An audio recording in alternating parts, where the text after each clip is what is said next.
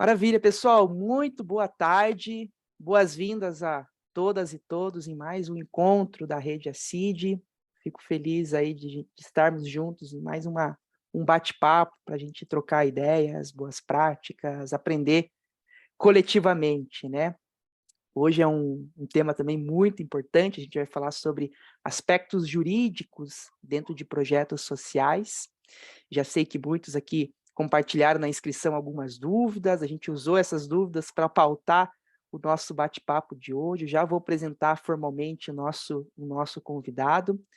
Antes disso, queria dar as boas-vindas para minha colega aqui de ACID, que vai estar comigo nessa mediação, Luísa Gomes. Boa tarde, Lu. Oi, pessoal, tudo bem? Boa tarde. Sejam todos e todas bem-vindos. Qualquer dúvida, estamos por aqui. Legal. Queria agradecer também o nosso intérprete de Libras, Gabriel. Muito obrigado, Gabriel. Seja bem-vindo aí ao nosso encontro. Pessoal, vamos lá que eu vou voltar à nossa apresentação. Vamos chegando, vamos se apresentando ali no chat. Quem estiver com o nome, eu vi que tem uns nomes ali do celular ou da instituição, peço que coloque o seu nome mesmo para a gente poder ter uma boa interação, tá? Vamos lá para o nosso papo, para a gente aproveitar o máximo aí da nossa apresentação de hoje, né? Então, deixa eu colocar aqui para voltar para a nossa tela. Legal. Então, pessoal, vamos seguir aqui com o nosso encontro de impacto, nosso segundo encontro do ano. Mês passado a gente fez uma introdução sobre gestão de projetos, hoje a gente segue essa nossa trilha falando sobre aspectos jurídicos dentro de projetos sociais, né? A gente vai falar sobre uma introdução, uma pincelada, uma parte mais teórica, respondendo algumas dúvidas que vocês já nos encaminharam, né? Trazer alguns outros aspectos, principalmente porque é importante a gente dar atenção a essa área para nós aqui dentro do setor social, dos negócios de impacto social. Ao longo do caminho aqui do nosso papo, vocês vão poder compartilhar também outras dúvidas, boas práticas, enfim. Então, a gente vai mediando essa nossa interação.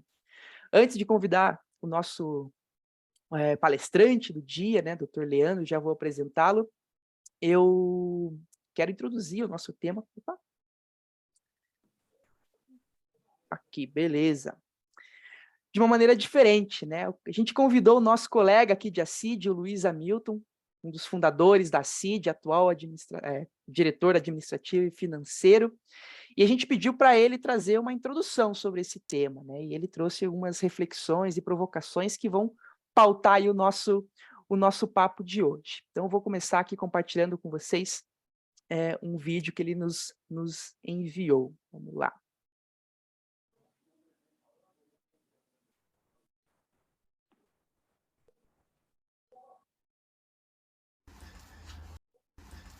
Olá pessoal, tudo bem com vocês? Aqui quem está falando é o Luiz Hamilton. Eu sou um dos fundadores e atualmente sou diretor administrativo financeiro aqui na CID. E vim falar para vocês sobre a importância da área jurídica para uma organização social.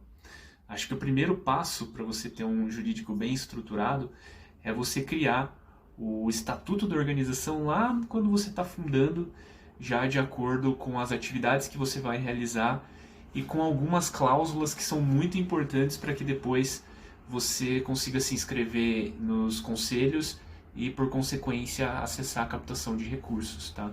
O jurídico, sim, é uma ferramenta muito importante para a captação de recursos para a sua organização.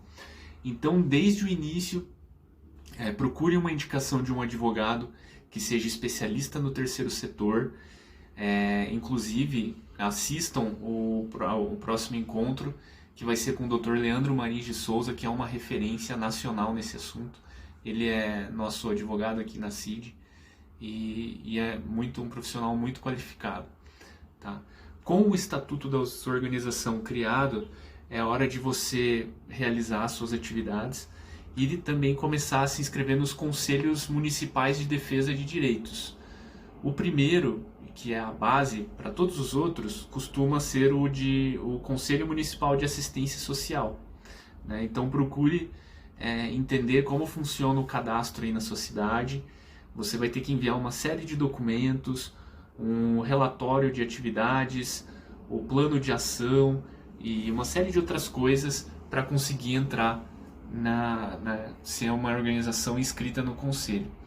Em alguns estados, como no Paraná, em São Paulo e em alguns outros, existe o programa de notas fiscais, né, onde a organização consegue receber a doação de notas fiscais e isso gera um recurso mensalmente que pode ser destinado ao seu trabalho. E para você se inscrever no programa de notas fiscais aí do seu estado, vai ser pedido a inscrição no Conselho Municipal de Assistência Social. Então isso é muito importante. Para você se inscrever em outros conselhos de defesa de direitos, como da infância e do adolescente, do idoso, também será necessário o CMAS, né, que é o de assistência social.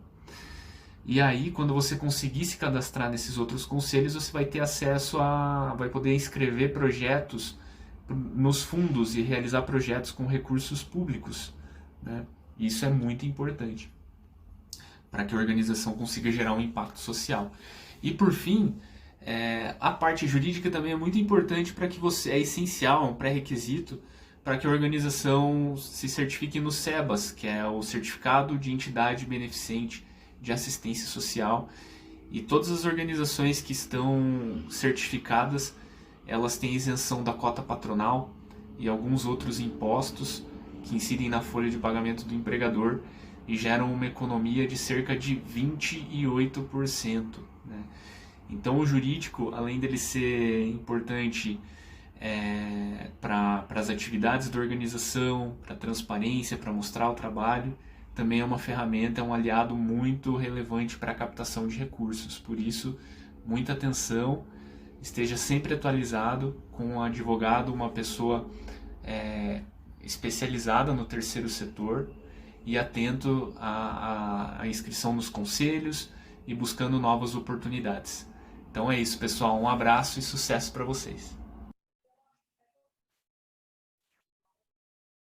Maravilha, obrigado, Luiz. Não está aqui conosco ao vivo, mas está presente aí nessa gravação. Deixa eu voltar para a nossa tela principal aqui.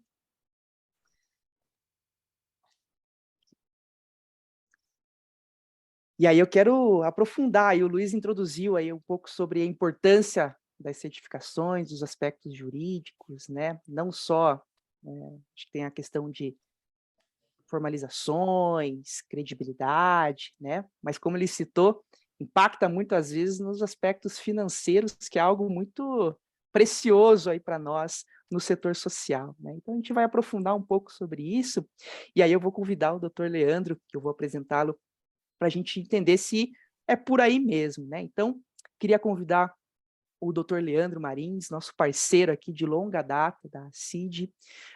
O Dr. Leandro, ele é fundador da Marins de Souza Advogados, um escritório de advocacia com propósito e de impacto. É também fundador da Concausa Negócios com Propósito, que é uma empresa de cocriação de negócios pautados pelas melhorias e práticas ambientais, sociais e de governança. Atua há mais de 20 anos nas áreas do terceiro setor, empreendedorismo social, negócios de impacto e governança. Foi presidente da Comissão de Direito do Terceiro Setor da OAB no Paraná. É doutor pela USP, mestre pela PUC Paraná. E para nós é um grande prazer estar contigo novamente aqui, doutor Leandro. Obrigado aí pelo teu tempo, tua disponibilidade. E aí eu queria passar a bola para você, para a gente iniciar essa nossa discussão e saber se é por aí mesmo que o Luiz introduziu, né? Essa é a importância do aspecto jurídico. Fique à vontade para trazer a sua apresentação, doutor. Legal, obrigado, Leonardo. Prazer estar com vocês de novo aqui, né? Mais um evento da CID. Queria, desde já, parabenizar a CID por mais essa iniciativa e agradecer pelo convite. É sempre um prazer estar com vocês, toda essa rede importante que vocês estão criando no Brasil afora aí. Então, eu queria agradecer em nome do Luiz, em nome da Isabela, que está presente aqui também, né?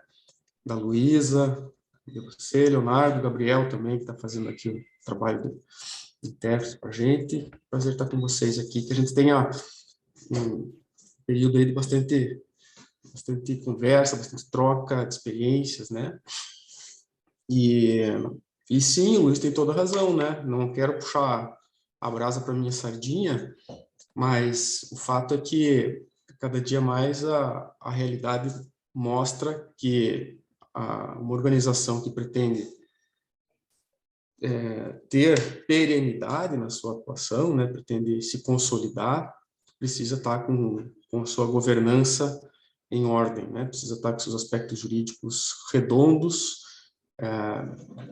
não só em termos de compliance, a gente vai falar um pouquinho sobre esses termos, né, um pouco mais complexos aí, mas para além disso, além de estar em conformidade com a própria legislação, buscando cada vez mais transparência, ferramentas modernas aí de gestão, né, e isso envolve sempre uma análise jurídica bastante criteriosa. Então, sim, claro, cada organização tem um nível de maturidade, tem uma realidade, é difícil a gente também querer aplicar a mesma resposta para todas as organizações. Aliás, esse é um desafio do jurídico do terceiro setor, né? O terceiro setor é composto de diversos subsetores e cada subsetor tem suas peculiaridades e cada subsetor tem organizações também muito peculiares, né? Em termos de tamanho, em termos de estrutura, em termos de atuação. Então, isso tudo acaba tornando o jurídico do terceiro setor um pouco mais complexo, né? Mas é um prazer atuar nessa área e estamos juntos com a CID desde a fundação, né? Inclusive, nosso escritório surgiu aí na mesma época que a própria CID, então é um prazer estar com vocês essa vida toda aí. Espero que fiquemos ainda muito tempo juntos. Então, eu vou me propor aqui a provocar vocês, né, em relação a alguns temas jurídicos. Claro que a gente não vai conseguir tratar de todos os temas jurídicos importantes para as organizações da sociedade civil e esgotar todas as dúvidas que eventualmente possam surgir, né, por conta dessa multidisciplinariedade do próprio terceiro setor, né? Mas eu bolei para vocês aqui um material com linhas mestras, assim, uma visão, né, o que a gente chama um voo de helicóptero, um sobrevoo sobre as questões jurídicas, e, por favor, vamos combinar que vocês, a qualquer momento, podem abrir o microfone para fazer perguntas, inclusive podem colocar no chat alguma pergunta também, a gente vai tentando fazer um bem bolado aqui, tentar responder o máximo de perguntas possíveis, e eu vou me dar o direito de, às vezes, não saber responder, vou dizer isso, quando eu não sei, eu falo, pô, pessoal, essa a gente vai precisar conversar depois, ou também vou me dar o direito de, às vezes, falar, pessoal, legal, essa pergunta é super importante, mas a gente vai tratar daqui a pouquinho sobre isso no próximo slide, então, assim, a gente vai dando uma dinâmica, mas, por favor, a qualquer momento, fiquem à vontade, a gente está aqui para conversar, tá bom? Eu vou começar a compartilhar aqui, então, o material. Já faço um parênteses aqui, que quando a gente fala de aspectos jurídicos, tem que falar de legislação. Não se assustem, tá? A gente está aqui para tentar traduzir um pouco desse juridiquês para e com vocês. Deixa eu só me certificar de que está sendo compartilhado. Então, vocês receberam meu compartilhamento de tela aí? Não. Uhum, só colocar na versão de apresentação. Versão de apresentação, né? Uhum. Está na versão de fazer aquela mesma alternância. Aí, agora deve ter chegado legal aí, né? Obrigado, Leonardo. Então, bem, aqui está a minha apresentação. Leonardo já me apresentou, Luiz já me apresentou. Quando as pessoas me apresentam, eu digo que bom na vida é ter amigo, né? É só sempre dar uma elogiada extra aí por conta da amizade. Então, agradeço aí pelas apresentações. De fato, nosso escritório tem uma atuação há 12 anos já, desde que foi criado, com bastante ênfase nas organizações da sociedade civil, né, e na atuação das empresas nas suas áreas de responsabilidade social empresarial, investimentos de impacto, etc. Depois eu convido a todos a conhecer, especialmente o nosso Instagram, né, que é essa página aí que eu estou projetando para vocês. Sempre tem uma novidadezinha ou outra lá para comunicar com os nossos seguidores. Tá? E aí, quando a gente vai falar de aspectos legais de projetos sociais, claro que a gente tem que entender como que é a formalização jurídica desses negócios, desses projetos sociais, né? Como que a legislação brasileira permite que projetos sociais possam ganhar o que a gente chama de personalidade jurídica, né? Deixar de ser um projeto informal para passar a ser um projeto formalizado juridicamente, e que passa a ter, então, a possibilidade de receber benefícios, né, e também contrair obrigações. Isso permite que a organização, então, desenvolva as suas atividades. Muito rapidamente, só para a gente começar um aquecimento mesmo, é importante a gente lembrar que o terceiro setor no Brasil, ele é formado por, via de regra, né, nos conceitos que a gente costuma analisar por aí, por 5 tipos de organizações. As associações civis, que pelo que eu vi da lista de inscrição, é a maioria de vocês aqui. As fundações privadas, que pela lista de inscrições também existem aqui no grupo. Cooperativas sociais, organizações religiosas e partidos políticos. Tá? Por que essas organizações são tidas como a formatação do terceiro setor do ponto de vista jurídico no Brasil? Porque são essas as formas que podem ser adotadas por pessoas jurídicas sem fins lucrativos. Não existe mais nenhuma forma de atuação no Brasil, pessoa jurídica sem fins lucrativos. São só essas 5. Tá? Só que o terceiro setor, que é inclusive um nome que começa a ter uma utilização reduzida, o terceiro setor não tem conteúdo jurídico, o terceiro setor é uma expressão só. Não significa nada no ponto de vista jurídico dizer, sou uma organização do terceiro setor. Tá? O que a legislação trouxe mais modernamente, na verdade não é tão novo assim, porque essa expressão veio do marco regulatório, que todos, se não conhecem, devem ter ouvido falar bastante, né? Marco regulatório das organizações da sociedade civil, MIROSC, que é a Lei 13.019, de 2014, portanto vai fazer 10 anos em breve aí, é a expressão organizações da sociedade civil. Então, o que antes a gente chamava de terceiro setor no Brasil, né, hoje a gente chama de organizações da sociedade civil. Por quê? Porque tem um conteúdo jurídico. Quando você fala, nós somos uma organização da sociedade civil, necessariamente essa organização vai ser ou uma associação civil, ou uma fundação privada, ou uma cooperativa social, ou uma outra cooperativa específica que essa lei MIROSC trouxe para fins de receber recurso público, ou uma organização religiosa que atua na área social. Então, só para que vocês conheçam do que a gente está falando. Quando a gente fala de projetos sociais, a gente fala que são projetos desenvolvidos por uma dessas organizações. Tá? Eu vou passar rápido por esses aspectos introdutórios, é mais para que vocês tenham uma noção geral sobre essa parte introdutória mesmo, né? Então, as principais figuras jurídicas, né, quando você vai desenvolver um projeto social formalizado, como vocês sabem, são as associações civis e as fundações privadas, né? Nesse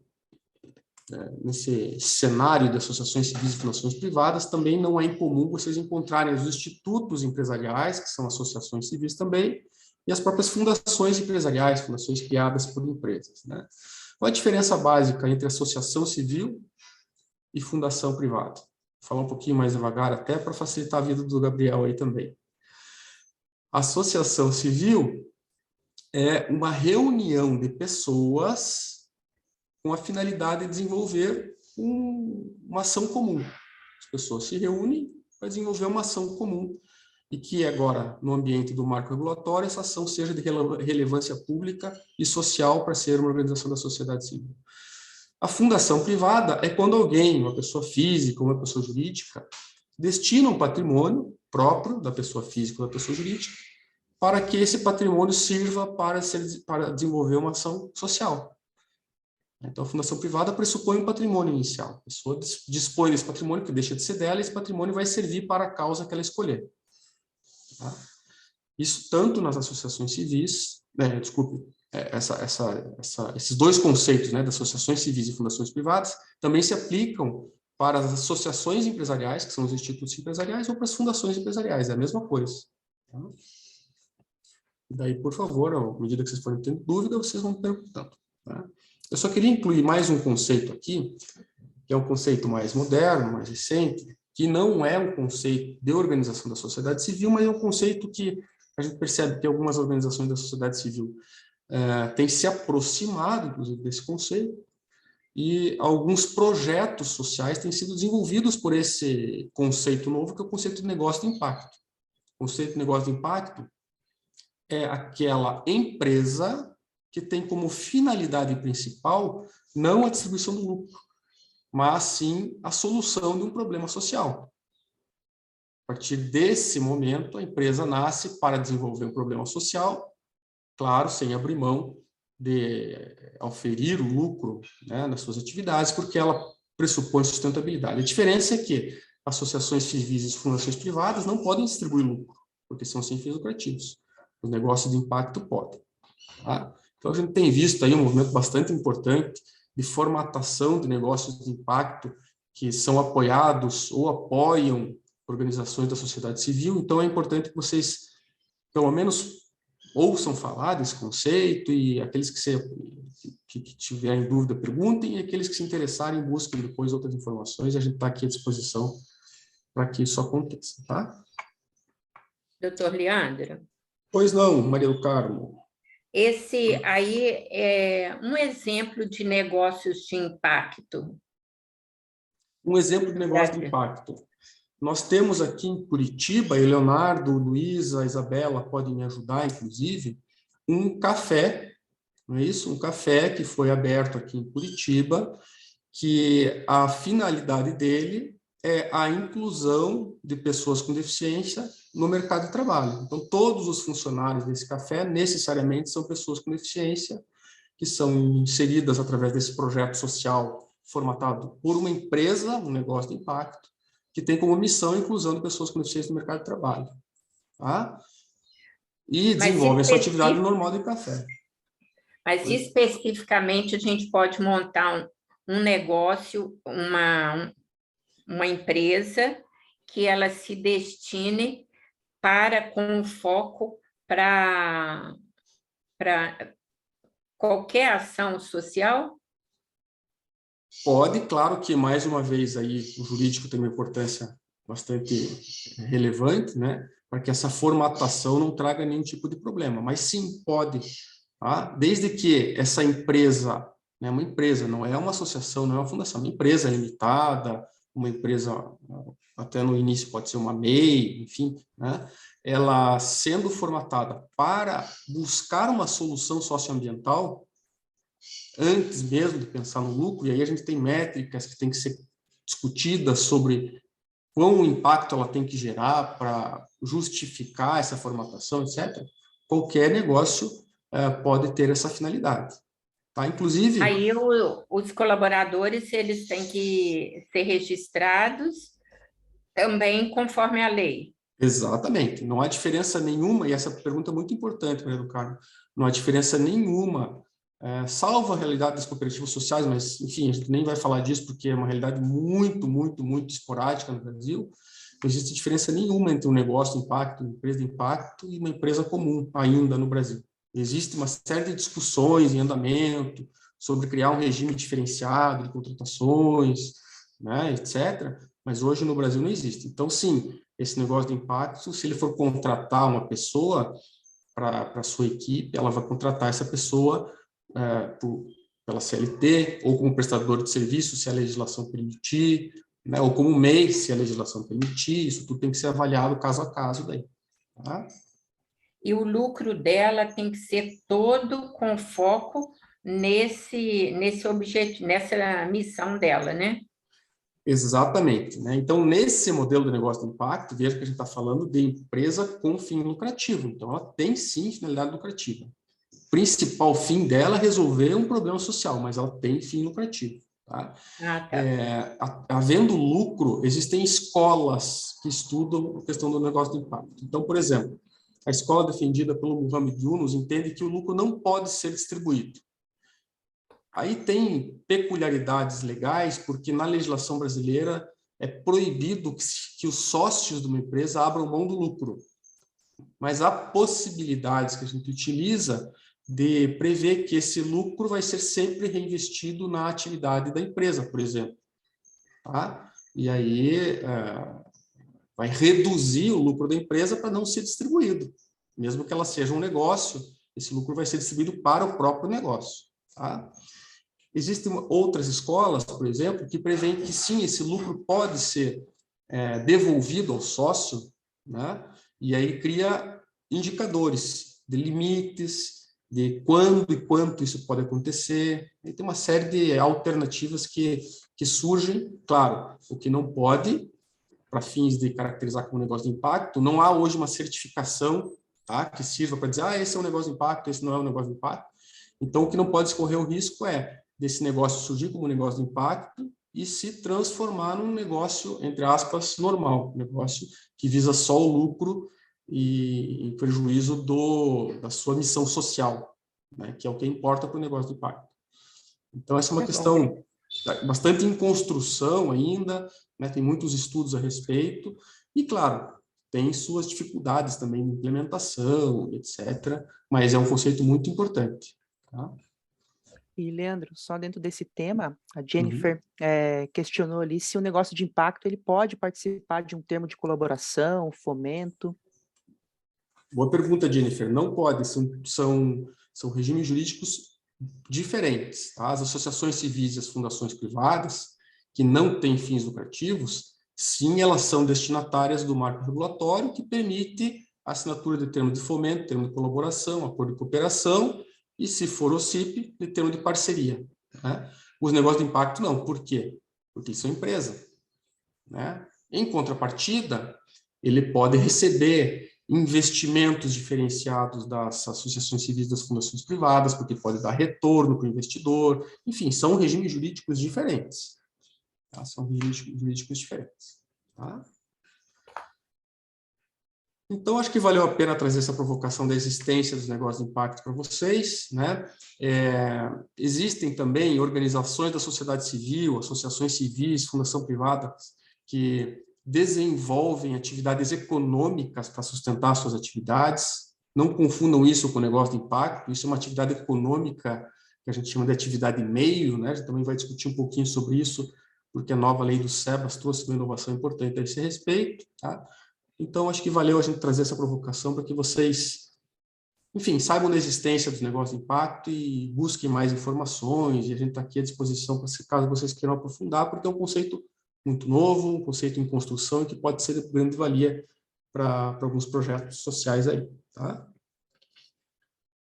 E aí eu vou pedir para vocês lembrarem aqui, fixarem aqui com essa tela, que então eu digo que existe no Brasil, principalmente, dois regimes, né? Ou melhor, duas figuras jurídicas do terceiro setor, ou hoje, mais modernamente, de organizações da sociedade civil. Uma associação civil ou uma fundação privada. Tá? Por que eu estou pedindo para vocês fixarem isso? Porque o próximo slide é justamente para trazer para vocês, ok, todos os outros nomes que a gente vê por aí no mercado, né, de organização da sociedade civil, que é chamada de ONG, de instituto, Santa Casa de Misericórdia, Casa de Apoio, o CIP, o que é isso? Vamos explicar rapidamente o que é isso. ONG é um acrônimo que significa Organização Não Governamental, que foi importado lá na década de 90 da Europa, que juridicamente não quer dizer nada. No mais das vezes, essa sigla é utilizada para representar no Brasil organizações internacionais que têm atuação no Brasil, né? Especialmente muito utilizadas no setor ambiental, né? As ONGs ambientais. Então, um apelido importado lá na atuação na década de 90 das organizações internacionais, dado normalmente a instituições internacionais. Mas a instituição que atua aqui no Brasil e é chamada de ONG, ou ela é uma associação civil, ou uma fundação privada. No mais das vezes, é uma associação civil que é chamada de ONG, porque as fundações, em razão da sua regulação estadual, inclusive cada estado tem uma regulação própria de fundações também, as fundações acabam sendo chamadas de fundação mesmo. Né? É difícil você utilizar a expressão ONG, mas isso pode acontecer, para uma fundação. Mas às vezes são associações civis que têm atuação de origem internacional. Tá? Instituto. O que é um instituto? Instituto é um nome fantasia, no mais das vezes, de uma associação civil. Por quê? Porque a fundação privada, ela, pelo menos na maioria dos estados, ela tem que obrigatoriamente utilizar no seu nome a expressão fundação. Então, o nome, a razão social das fundações costuma ser, na maioria dos estados, fundação alguma coisa. Já as associações civis não têm essa exigência. Então, é comum se utilizar a expressão instituto e aí a razão social de uma associação civil. Então, o instituto seria o nome fantasia de algumas associações civis. Né? Vale lembrar que pode existir e existem institutos com fins lucrativos. Então, tem que tomar um pouco de cuidado para não confundir. Aqui em Curitiba, por exemplo, perto da minha casa, tem uma loja, uma ótica, que chama Instituto dos Óculos. É uma ótica empresarial, chama Instituto dos Óculos. Por quê? Porque a lei não proíbe que uma empresa utilize a expressão instituto. Então, não necessariamente o instituto é sem fins lucrativos. Pode haver institutos, nome fantasia de empresa. Então, é bom para vocês entenderem isso. Tá? Grande maioria das associações civis criadas por empresas, as chamadas institutos empresariais, utilizam a expressão instituto também. Isso é muito comum, né? Tem, especialmente também na década de 90, essa expressão instituto acabou sendo muito utilizada pelas empresas quando da formalização do seu braço social, né? Os chamados institutos empresariais. Mas é nome fantasia. 99,9% dos institutos são associações civis do terceiro setor. Né? Lembrando que existem empresas que usam isso também.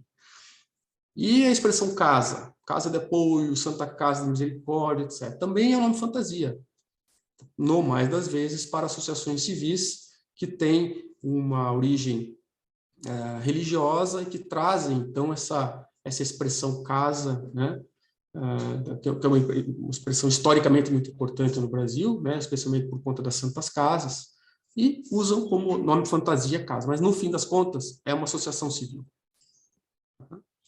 E o OCIP, eu abri um OCIP, como, né, eu vou abrir um OCIP. Não vai abrir um OCIP.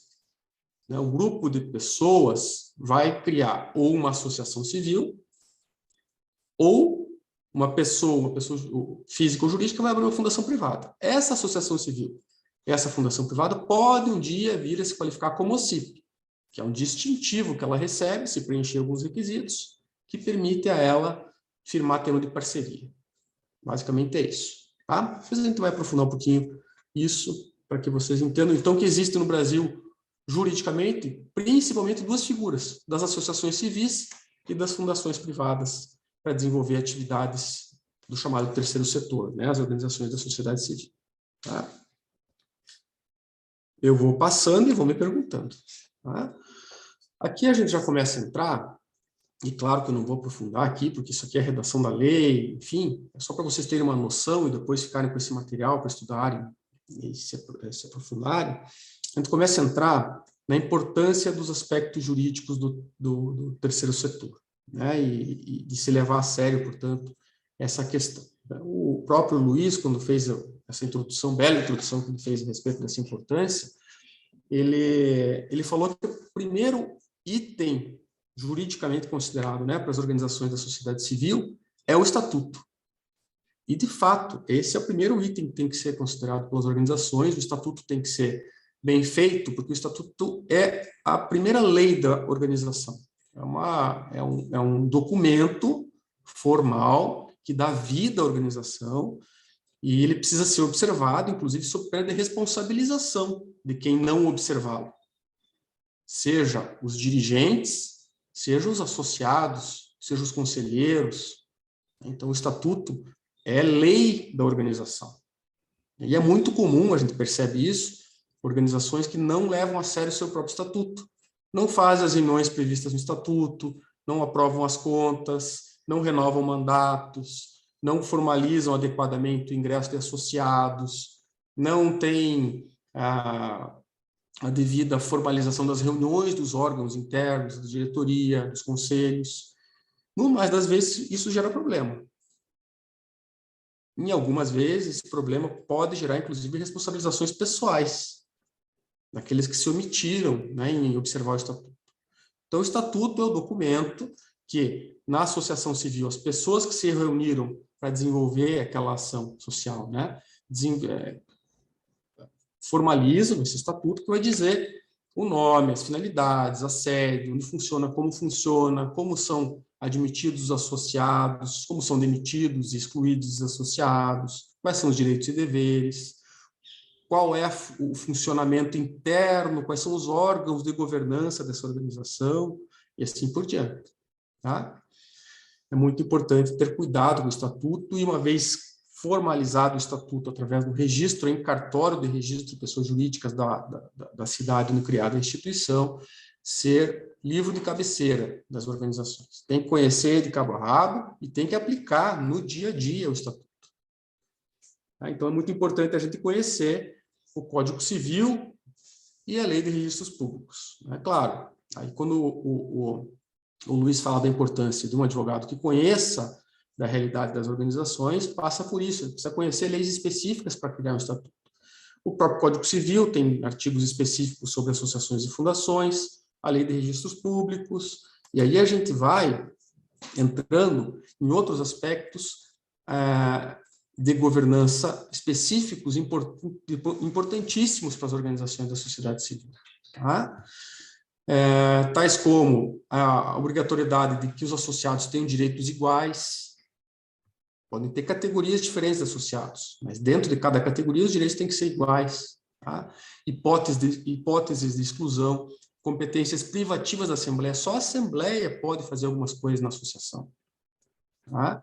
Destinação do patrimônio é muito importante. A gente vai ver, inclusive, que cada município tem exigido nos seus conselhos uma redação específica no estatuto relativa à destinação do patrimônio. Vocês têm que conhecer essa realidade local, inclusive. Tá? Eu vou passando, que é mais para chamar a atenção de vocês para a importância desses aspectos estatutários. Tá? Doutor Leandro. Só eu ia puxar a pergunta da Maria, que ela questionou quais são as punições que a gente acaba sofrendo se a gente não cumpre o estatuto. Boa pergunta, a Maria do Carmo que perguntou, ela que estava tentando perguntar ao vivo aqui, né? Legal, obrigado pela pergunta, Maria do Carmo. São diversas as punições possíveis, tá?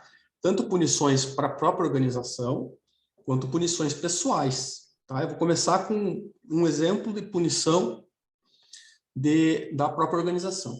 Se uma associação civil é criada para uma finalidade específica e ela tem um desvio de finalidade, a gente já viu, inclusive, acontecer a dissolução judicial dessa associação. Existe alguma coisa na área jurídica, algum setor online que fiscaliza essa área? Porque fica muito solto, é muita coisa para a área jurídica fiscalizar, né? E até hoje eu não vi nada assim que bloqueasse, né? Às vezes alguma coisa da organização por ela não apresentar as reuniões que tem que ter, como o senhor disse, que tem que ter as reuniões da equipe, né, da Assembleia, dos diretores e tudo, e tem que cadastrar no cartório. Então, não há um acompanhamento, né? O setor jurídico não tem como ficar acompanhando isso. Já existe alguma coisa atualmente online que o jurídico pode cobrar das organizações? Não existe, Maria do Carmo, tá? E aí eu vou dividir a resposta em duas etapas. Para as associações civis, a resposta é uma, para as fundações privadas, a resposta é outra. Tá? Para associações civis, que são a maioria, existem vários tipos de controle, isso vai depender da atuação de cada organização. Tá? Vamos imaginar, por exemplo, uma organização que não tem nenhum tipo de recurso público. O primeiro controle que existe dentro da organização, da associação civil, é o chamado controle interno. Né? O controle feito pela própria Assembleia, pelos órgãos administrativos, né? Que, por exemplo, se as reuniões de diretoria ou as reuniões do Conselho Fiscal não estão acontecendo, a própria Assembleia pode ser convocada para resolver isso, até destituir administrador, destituir conselheiro e fazer com que as coisas passem a acontecer adequadamente. Tá?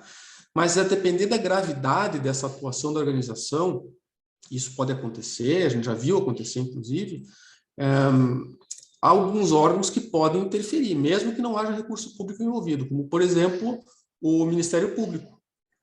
Né? Se, por exemplo, uma associação civil, tá? ela utiliza, um exemplo, tá? Não é só esse exemplo, é um exemplo, ela utiliza o expediente de captação de recursos com a comunidade através de telemarketing, né? E outros expedientes de captação de recursos. E, em algum momento, a própria sociedade, ou, enfim, por uma denúncia de um ex-funcionário, etc., se descobre que essas captações não estão sendo utilizadas para a finalidade da associação, o próprio Ministério Público pode interferir. A gente já enfrentou situações práticas como essa. Né? Então, e claro, O que acontece, que eu vejo, é que é pouco divulgado na mídia essa parte toda que o senhor está explicando sobre o que é cada coisa. Então, as pessoas, elas são leigas, elas ajudam e não sabem de nada, nem não sabem que é uma coisa organizada, que precisa, né, do setor jurídico, que o setor jurídico que existe, o Ministério Público, aonde qualquer pessoa poderia perguntar ou reclamar, né? Infelizmente, tudo é falado pelo coração, as pessoas ajudam, e o que eu vejo muito é que não tem esse passo a passo aí, até às vezes o pessoal, a Assembleia, deixa a diretoria fazer as coisas e não fiscaliza, né? Muda as coisas e não sabe que tem que mudar, igual, por exemplo, estatuto. Quando você tem a visão e a missão de atender um público-alvo e você não atende, e você muda sem mudar o estatuto, que tem que ser registrado no cartório e tudo, aí as pessoas vão tocando, né? Então, acho que se houvesse mais divulgação na mídia, muita coisa iria deixar de acontecer, né? mas Obrigada.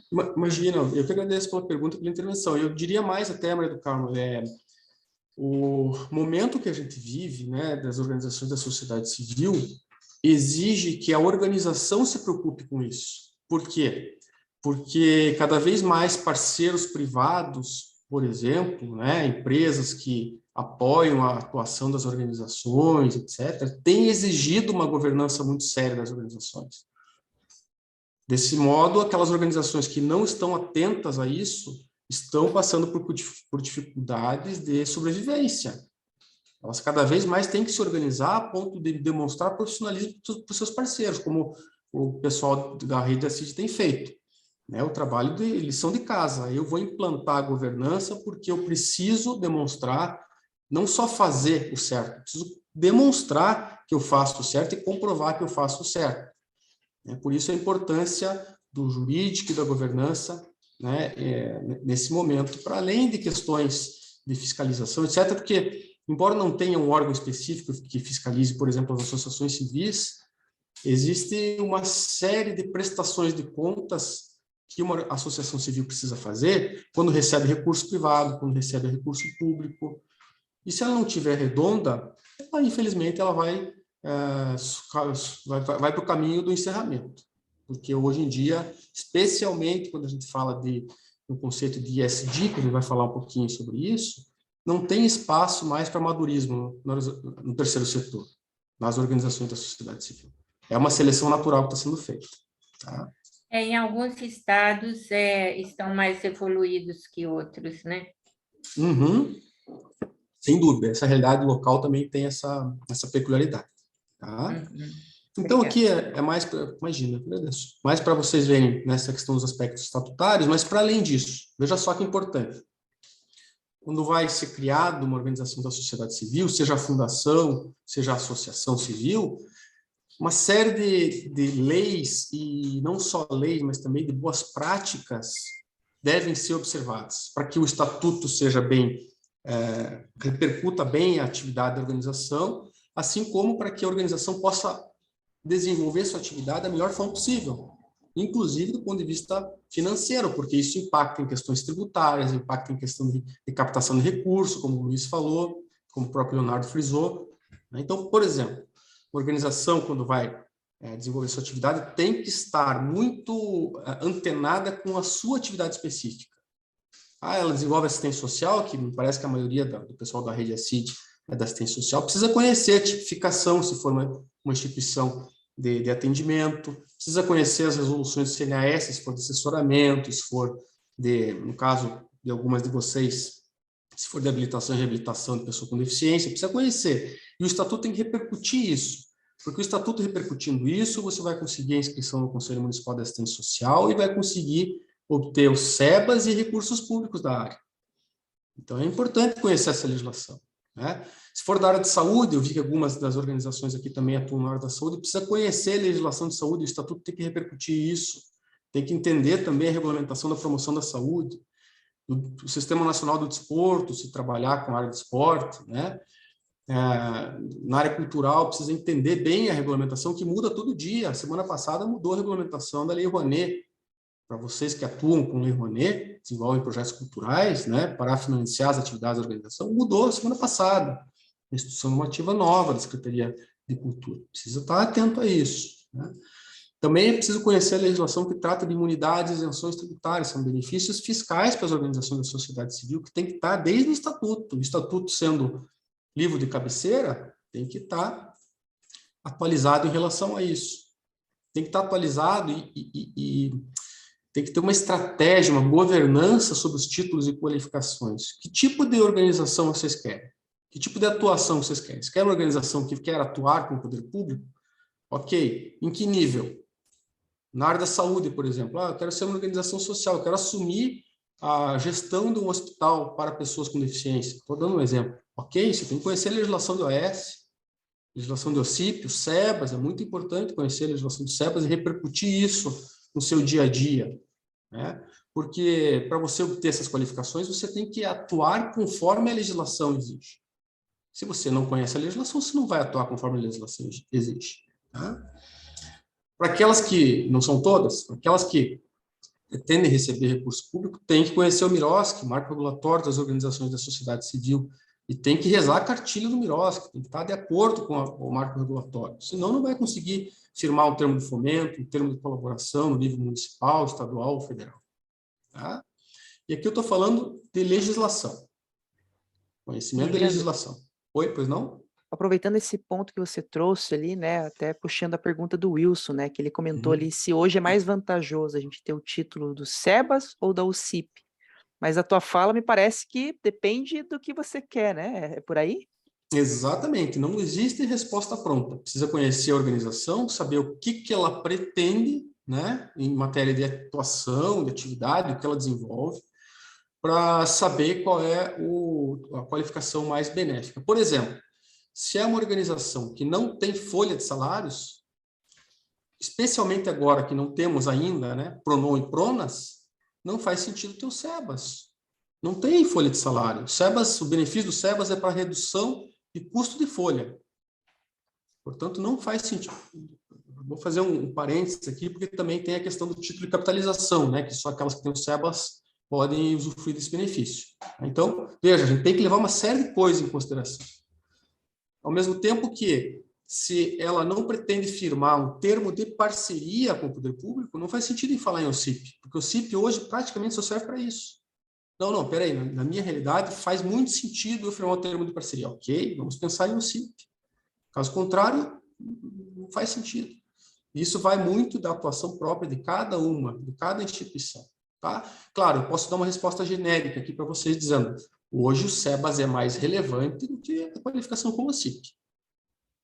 Se fosse para pensar assim, qual é melhor? Hoje, na legislação brasileira, faz mais sentido o SEBAS do que o OCIP. O OCIP foi muito esvaziado com o próprio marco regulatório das organizações da sociedade civil, o MIROSC, né? Lei 13.019 de 2014. Mas isso não se aplica indistintamente a todos. Isso é uma resposta genérica. Tá? Obrigado pela pergunta aí. Então, aqui eu estou falando só veja, as peculiaridades legislativas. Agora eu vou falar daqui para baixo de aquelas organizações que querem ir além da exigência legal para se adequar a um movimento de profissionalização mesmo das organizações da sociedade civil, do terceiro setor. Por exemplo, há parceiros privados e há parceiros internacionais exigindo que a atuação da organização da sociedade civil esteja de acordo, por exemplo, com a ISO 26.000, para fins de captação de recursos por essa organização, de fundos internacionais e de parceiros também nacionais, empresariais. Poxa, então, peraí, além da lei, eu tenho que analisar quais são os critérios que a ISO 26.000 traz que eu preciso observar. Também é um movimento muito importante no Brasil de as organizações da sociedade civil estarem, o que a gente chama de compliance, né? estarem em conformidade. Mas estar em conformidade não é estarem só em conformidade com a lei. É também dispor de outras ferramentas que vão além da lei, que são aquelas que contemplam o chamado por programa de integridade. Ou seja, a organização ter um estatuto, a organização ter um regimento interno, se o estatuto se exigir, a organização ter um código de conduta, a organização ter políticas internas, por exemplo, anticorrupção, políticas internas, por exemplo, de contratação e compras, políticas internas de coisas mais singelas, como o uso de computadores, celulares e outros bens pessoais da organização, políticas internas de aderência à Lei Geral de Proteção de Dados, que está bastante em voga agora, LGPD. Tem parceiros internacionais que não destinam recursos para organizações que não estejam atentos a essas políticas. E ainda há um novo movimento, ainda mais recente, mas que já está ganhando bastante força, que exige que as organizações estejam alinhadas aos princípios ESG. Aí é um pouco mais difícil, mas, enfim, estejam alinhados com normas ambientais, sociais de governança próprias para a destinação do recurso. E aqui, trago um parênteses, porque o ESG é um conceito muito recente e que surge como um caminho sem volta, porque surge como uma espécie de imposição do mercado financeiro, portanto, das grandes empresas, e que é uma baita oportunidade para o terceiro setor, para as organizações da sociedade civil. Por quê? Porque quem sabe fazer isso desde sempre são vocês. Quem sabe desenvolver atividades com critérios ambientais, sociais de governança, especialmente sociais, também especialmente ambientais, são as organizações da sociedade civil. Então, é uma boa oportunidade de parcerias com as empresas para que elas apoiem movimentos socioambientalmente corretos. Tá? Deixa eu posso fazer uma pergunta? Por favor. Esther, a LGBT entra onde nesse contexto? LGBTQIA+, entra... Não. LGBT. LGBT. Isso, então isso é importante, é uma pergunta muito importante, porque é uma confusão também de siglas, né? Existe a sigla LGBTQIA+, que é uma sigla também bastante em voga, tanto na atuação interna das organizações, mas também na atuação externa, quando a gente fala de ESG, né? As empresas hoje estão muito atentas à sigla LGBTQIA+, na formação da sua equipe, né? Porque é uma exigência de mercado para que no social isso seja levado em consideração, em programas de inclusão, etc., diversidade. E existe a sigla LGPD, tá? Que significa Lei Geral de Proteção de Dados, né? Que é uma lei de proteção dos dados individuais, que se aplica, inclusive, às organizações da sociedade civil. Todo dado de pessoa física que passa pela organização da sociedade civil, ele é protegido. A organização não pode compartilhar esses dados sem adotar critérios legais, inclusive, específicos para esse compartilhamento, sob pena, inclusive, de punições bastante severas. Especialmente vocês que atuam com o chamado, pela lei, de dado sensível, dados de saúde das pessoas. Esse dado é protegido.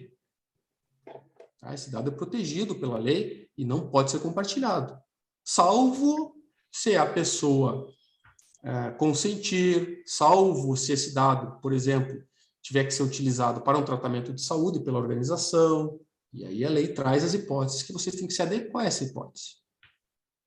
Tá? Então, é muito importante a inclusão da LGPD aqui dentro do compliance da organização. Boa pergunta, muito obrigado. Nada. Obrigado. Leandro, só aproveitando essa pausa, pessoal, a gente chegou às 4h30, aí se alguém precisar sair já, a gente vai deixar gravado esse encontro. Aí, Leandro, a gente pode ficar mais uns minutinhos aí, talvez a gente tenha que pular algumas partes, mas depois eu compartilho todos o conteúdo completo aí com todo mundo, depois a gente fica aberto para detalhamentos. Sem problema, agora que a gente... Mais uns slides aí.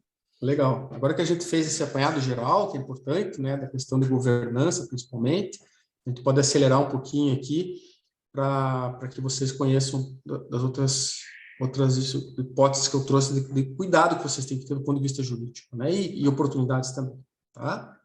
Então, vamos lá. Trouxe aqui para vocês, quando a gente fala de projetos sociais, eu falei para vocês,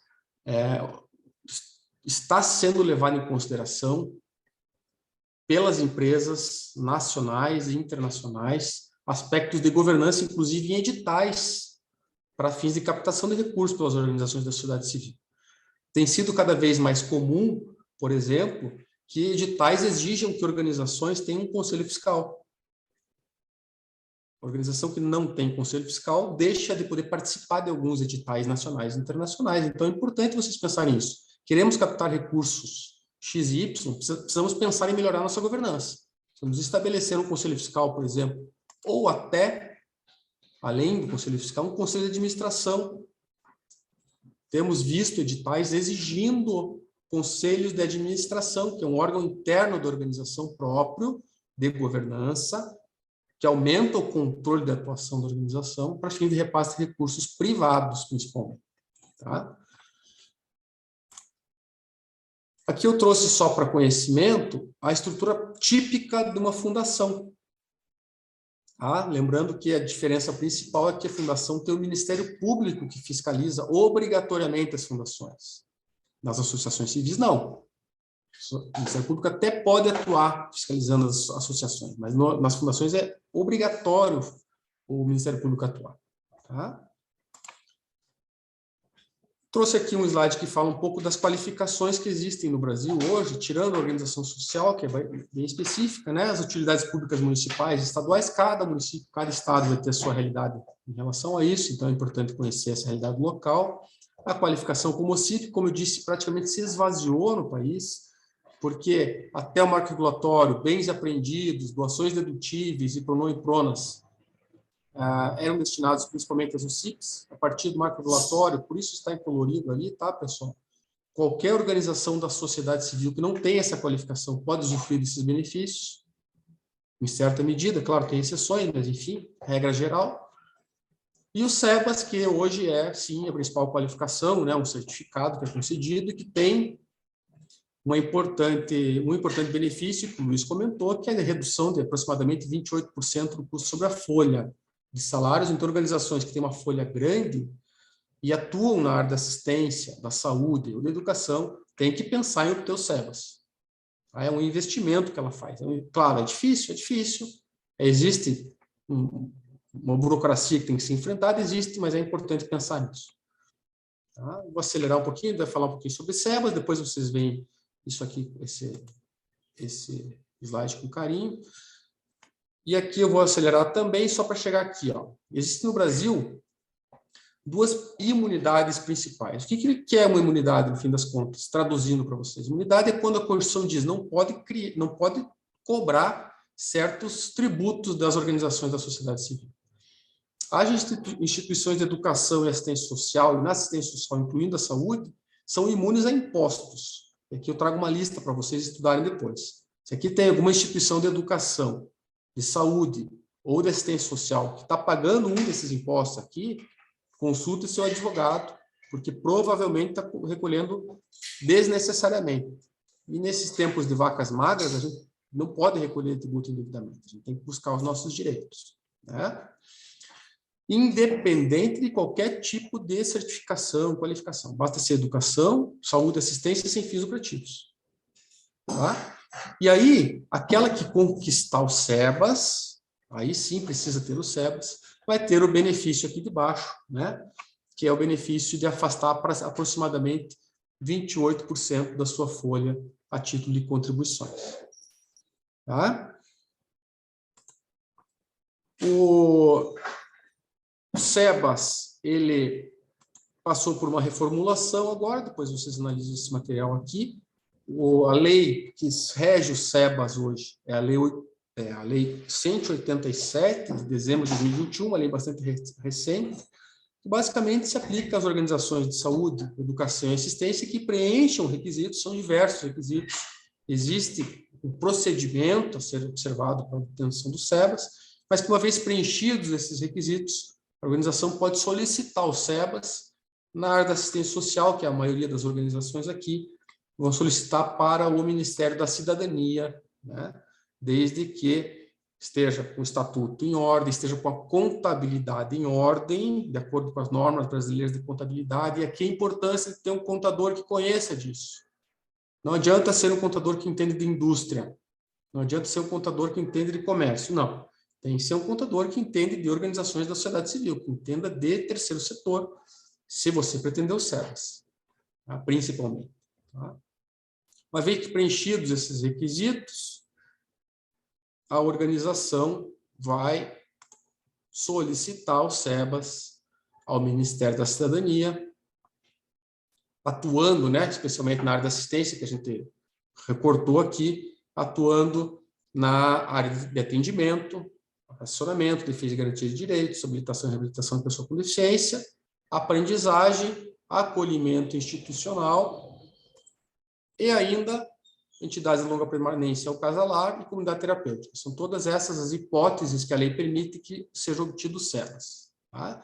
E aqui, para que vocês também façam a lição de casa, aquelas instituições que atuem com atendimento, assessoramento, habilitação e reabilitação, aprendizagem, acolhimento institucional, eu trouxe aqui as resoluções que têm que ser observadas para obter a inscrição no CMAS, que é o primeiro passo, para depois obter o SEBAS, preenchendo esses requisitos todos. Aqui estão os requisitos para a atuação do SEBAS. Basicamente, a gente já falou sobre eles. Ter um estatuto registrado no cartório que seja da área da assistência social, que são esses que nós vimos no slide anterior. Inscrição no Conselho Municipal de Assistência Social, obrigatório no Brasil que a instituição de assistência social seja inscrita no Conselho Municipal, tá? Não só no Conselho Municipal, mas também no Cadastro Nacional de Entidades de Assistência Social. Quem faz isso é o gestor local do SUAS, que acaba inscrevendo a organização nesse cadastro. Tá? Ter a contabilidade de acordo com as normas brasileiras de contabilidade e destinar os seus recursos para a área de assistência social, remunerar dirigentes, se for o caso, de acordo com os critérios legais. Não é proibido remunerar dirigentes, isso é importante, mas há critérios legais para que você remunere seus dirigentes. Tá? E uma vez obtido o SEBAS vai ter 3 a 5 anos de validade. Quem vai dizer isso é o próprio Ministério, mas antes do Ministério dizer, a lei tem que ser regulamentada, o que não aconteceu, porque é uma lei muito recente, né? Então a gente tem que aguardar um pouquinho ainda. Aconteceu recentemente também a prorrogação da validade de diversos certificados das entidades de assistência social pelo Ministério da Cidadania. Então é importante que vocês busquem avaliar se os certificados de vocês foram prorrogados, porque a lei previu essa prorrogação por 1 ano dos certificados, para dar tempo de vocês se adaptarem à nova lei. Tá? Também é importante, já chegando nos finalmente aqui, que a lei trouxe a possibilidade clara de organizações de assistência social desenvolverem as chamadas atividades meio, que são atividades que são desenvolvidas para permitir angariar recursos para a sua atividade fim, que é a assistência. Isso era uma questão muito polêmica no âmbito do SEBAS, e a lei permite isso a partir de agora. Claro, tem critérios, especialmente contábeis, a serem observados, então a contabilidade, mais uma vez, é muito importante. E aí temos questões tributárias, que são bastante específicas, a importância, mais uma vez, de um contador com especialidade na área e de um advogado também com essa especialidade. Depois eu deixo esse material para vocês estudarem, para saber qual é a realidade de cada uma das organizações. Tá? Eu trago um quadrinho dos incentivos fiscais, já que a gente está falando de projetos, né, que estão em vigor no Brasil, lembrando que PRONON e PRONAS, infelizmente, se encerraram, embora haja um movimento para reativá-los, ainda não aconteceu. Tá? Esse quadro dos incentivos de pessoas jurídicas, aqui em cima, e esse quadro, incentivos de pessoas físicas. Aqui são as dúvidas que surgiram, passo a passo para a inscrição no SEBAS. Né? A gente falou um pouquinho sobre isso, tem que ter, no caso de vocês, um estatuto, desenvolvimento de atividades na área da assistência social, inscrição no CMAS, comprovação de 1 ano de atividade e inscrição, portanto, depois disso, com os documentos que a lei exige junto ao Ministério da Cidadania, né? E aí, eu acho que eu, em vez de passar pelas perguntas aqui, eu vou devolver a bola aí para o Leonardo, para ver se tem alguma pergunta que a gente possa responder ainda, ou se a gente deixa isso para uma próxima oportunidade, agradecendo mais uma vez aí o convite e a participação de todos. Legal, Leandro, obrigado. Eu queria só complementar, na verdade, né? E até, na verdade, era uma pergunta minha para ouvir a sua opinião, né? Que eu acredito que muitas vezes a gente, ao não ter esse, talvez seja interessante, uma boa prática, ter ali que seja num documento simples, algum tipo de controle de vencimentos, documentações necessárias para cada certificação, algum tipo de aviso que seja num Google Agenda ou numa agenda que vocês tenham, porque eu acho que é muito comum a gente lembrar de alguma renovação quando vai submeter algum projeto, algum edital, e a gente descobre que, putz, eu tenho que passar por todo o processo, né? Então, eu já vi casos nesse sentido. Então, queria pontuar aqui a importância também de ter uma boa organização dessas documentações, certificações, prazos, agendas, né? Para que vocês estejam sempre se planejando com antecedência a esses processos. Acho que o Dani compartilhou ali no grupo, né, que o processo deles do SEBAS durou 8 meses, eu não sei se existe um prazo certo para esses processos, mas muitas vezes a gente perde oportunidades porque não está em dia com alguma outra questão, né?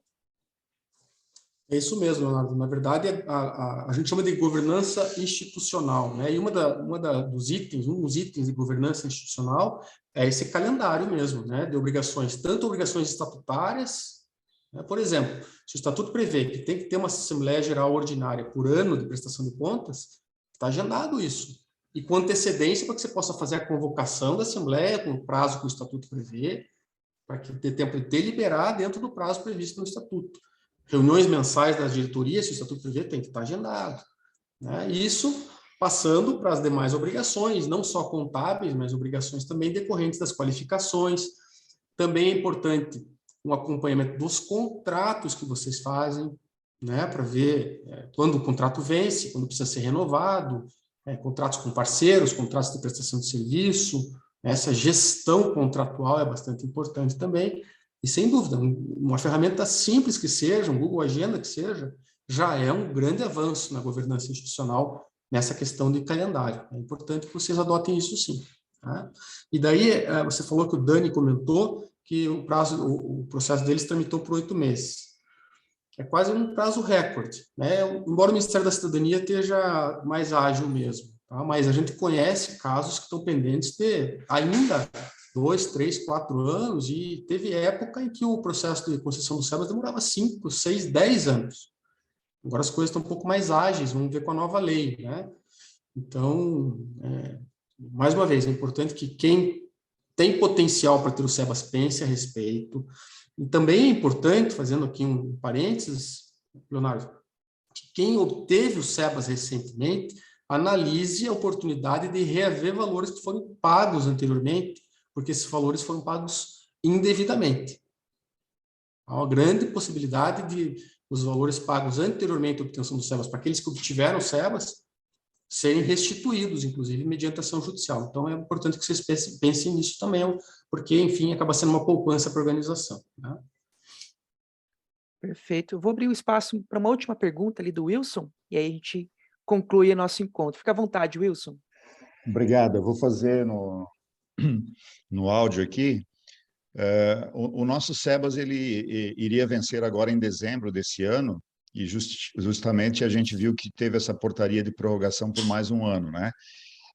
Houve assim, qual a principal alteração na lei aí que quem já tem o SEBAS deveria verificar? Que mudou alguma coisa importante? Assim, via linhas gerais, a Lei 187 acabou... Bem, tem uma discussão de décadas, né, sobre a legislação do SEBAS, constitucionalidade, inconstitucionalidade, etc. Né? Foi exatamente essa discussão e decisões, inclusive contraditórias, do STF sobre constitucionalidade e inconstitucionalidade da lei anterior, que era a Lei 12.101, que geraram a aprovação da Lei Complementar 187. Né? A Lei Complementar 187 ela é muito parecida com a Lei 12.101, muito parecida. É claro que há alguns ajustes ali na legislação, especialmente, eu diria, do ponto de vista positivo até, esse clareamento da possibilidade de organizações desenvolverem atividades meio, né? Mas, em linhas gerais, não há uma alteração significativa assim, a ser considerada para aquele que vai pedir a renovação do certificado com base nessa nova lei, daquele que pediria com base na lei anterior. Tá? Então, não acho que tenha nada assim a chamar muito a atenção. Existem, por exemplo, antes dessa nova lei, a instituição que tinha atividade mista, né, não só na assistência, mas também na educação e na saúde, ela precisava comprovar os requisitos em todas as áreas de atuação.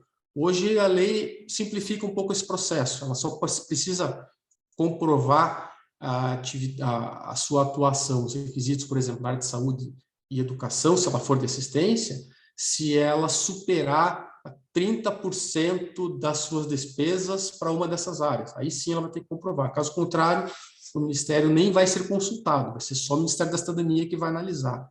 Então tem assim umas pontuações específicas, mas, Wilson, eu diria, não tem nada que fuja muito da curva, especialmente na área da assistência social. Tá? Beleza, obrigado. Nada. Valeu, Wilson. Pessoal, acho que tem muitas outras questões aí para a gente aprofundar.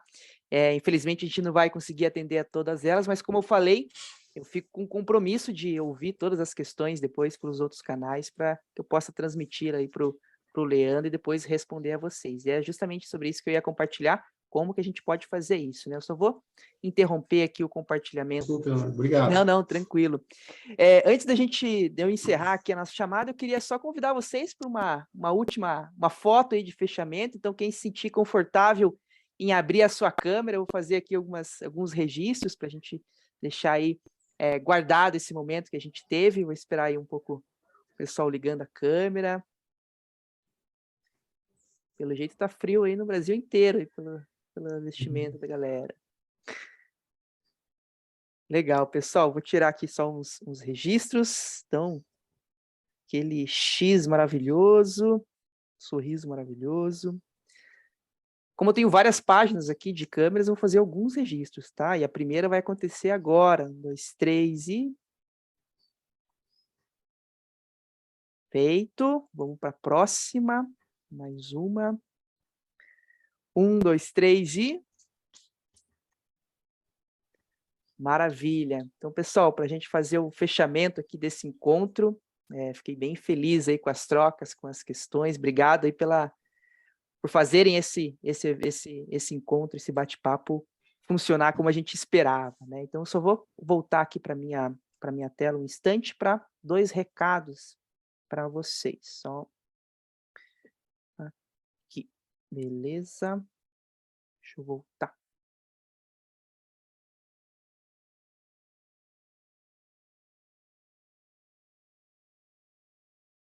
Aqui, boa. Na verdade, são lembretes e, na verdade, 2 convites finais para vocês. Então, já pegando o gancho de que a gente pode ter, talvez, aí, mais dúvidas e a gente vai trocar mais, interagir mais sobre isso.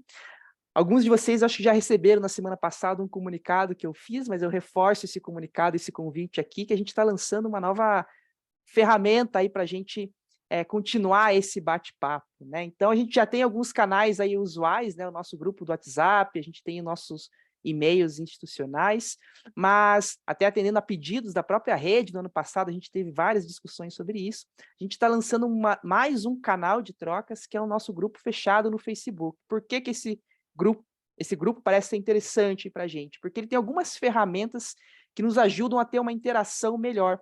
A gente consegue reconhecer pessoas por selos, tem um campo ali só para a gente conectar mentores, né? Então, às vezes o Dani, aqui da região de Curitiba, tem uma especialidade que talvez a Esther, lá de São Paulo, está precisando de uma ajuda. Então, a própria ferramenta ali vai ajudar a conectar vocês, tá? Então, organização dos eventos, compartilhamento de eventos, tópicos, guias. Eu vou convidar vocês para escrever alguns artigos junto com a CID, para a gente publicar no nosso grupo do Facebook. Então, entrem lá no nosso grupo, né? Ele é aberto aí para todos os parceiros e parceiras da rede ACID. Aqui está o link, mas se vocês quiserem ir na página oficial da ACID, lá no Facebook, tem um campinho lá, uma opção de grupos da ACID, vocês vão conseguir acessar facilmente. Eu espero vocês para a gente conseguir, para a gente seguir com esse bate-papo jurídico. Eu vou abrir uma publicação lá, só para a gente discutir esse tema, compilar outras questões que vocês tenham,